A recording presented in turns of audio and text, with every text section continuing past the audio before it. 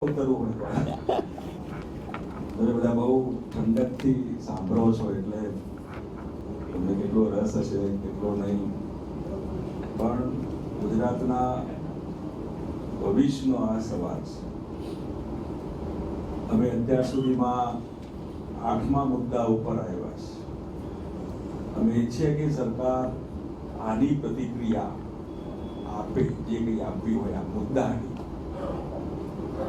કારણ વગરના 2013માં અમે વાયબ્રન્ટ કરીશું, 2013માં તાલુકા કરીશું, જિલ્લા કરીશું.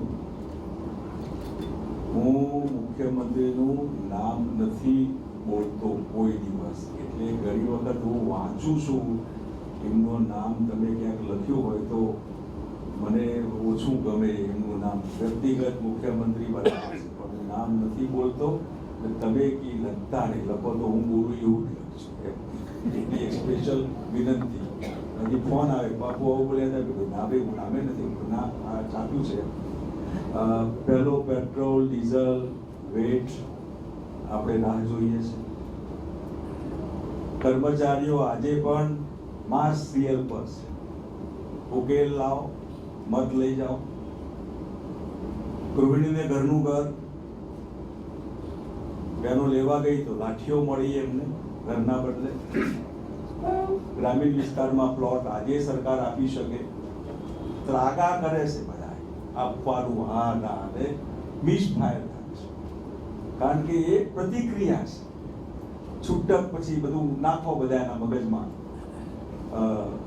શિક્ષણ આજે સરકાર જાહેર કરી શકે, આરોગ્ય, યુવાનોને રોજગારી. આજે સાચા આંકડા બહાર તો પાડે, કેટલા બેકાર છે તો ખબર પડે.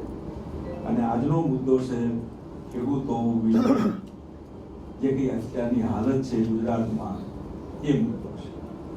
આ બધા મુદ્દા એટલા માટે લઈએ છે કે 12, 15, 16 વર્ષથી જેટલું તમારે માનવું હોય એટલું માનો. કારણ કે 12 વર્ષ પહેલા ગુજરાત હતું કે નહીં એક આપણા માટે પ્રશ્નાર્થ છે.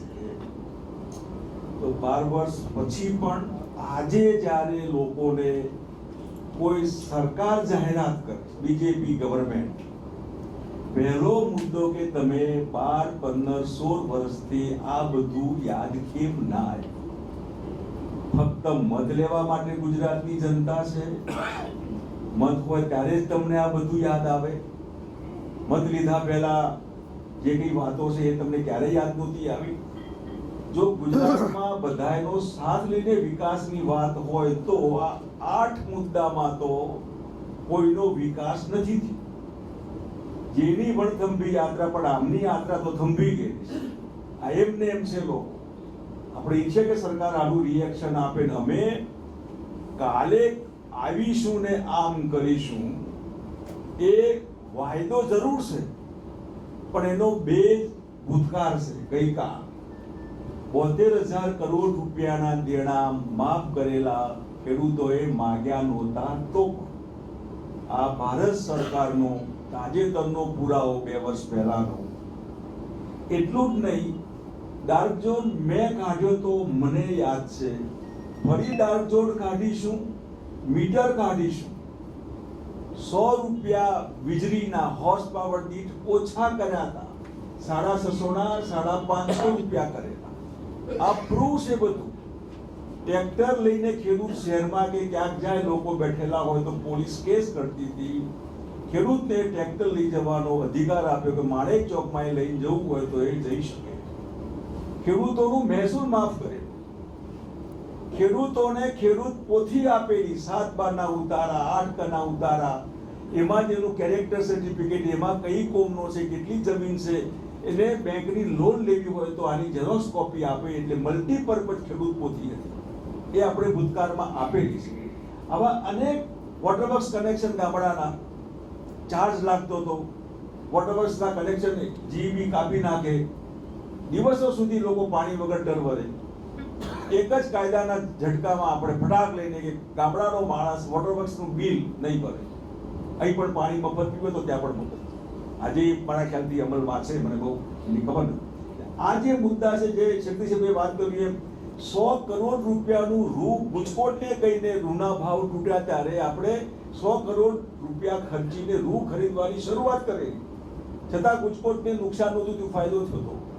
આ બધા જ પુરાવા ગઈકાલે અમે જ્યાં હતા ત્યાં આ ખેડૂતો માટે કર્યું તું, આવતીકાલે કરીશું, એના મુદ્દા આજની આ પ્રેસ નોટમાં છે. અને એ જે મુદ્દા છે એમાં એક 40% કપાત જે જૂની શરતના ખેડૂતોનું અર્બન ડેવલપમેન્ટ ઓથોરિટી કાપ્યા કરે છે, ખેડૂતોનો ત્રાસ છે આ 40% કપાતનો, એનો પુનર્વિચાર કરાય. એટલું જ નહીં, જે જંત્રી છે આડેધડ ખોટા દસ્તાવેજ, આર્ટિફિશિયલ જંત્રી, સરકારની કમાણી માટે જંત્રી બનાવી છે, એનો પણ પુનર્વિચાર કરીશું. જે લોકભોગી હશે એવો રસ્તો એનો કાઢીશું. આ જે મુદ્દા છે એ મુદ્દાને આપણા માધ્યમથી ગુજરાત સરકારને કહીએ કે હવે બહુ ગપ્પા ન મારે, બહુ જૂઠું ન બોલાય, ઇલેક્શન આવી ગયું, બહુ દૂર નથી. હવે મામાનું ઘર કેટલે દીવો બળે એટલે, આપણું જમવાનું કેટલે હું પૂરું કરું એટલે, આપણે હવે આ આખી સરકારની વાતને આપ ધ્યાનમાં લઈને અમારી આ વિશ્વસનીયતા ગઈકાલના બેઝ ઉપર જે ઊભી છે એમાં ગ્રામ્ય વિસ્તાર જે આજે લાઇટ વગરનો છે, જેને વીજળી નથી મળતી, એના માટેના આ મુદ્દા છે. વધુ વાત નહીં કરું. આપને મિત્રોને જે કંઈ પૂછવું કરવું હોય પ્રમુખને પૂછો ને પછી આપણે છૂટા. ધન્યવાદ.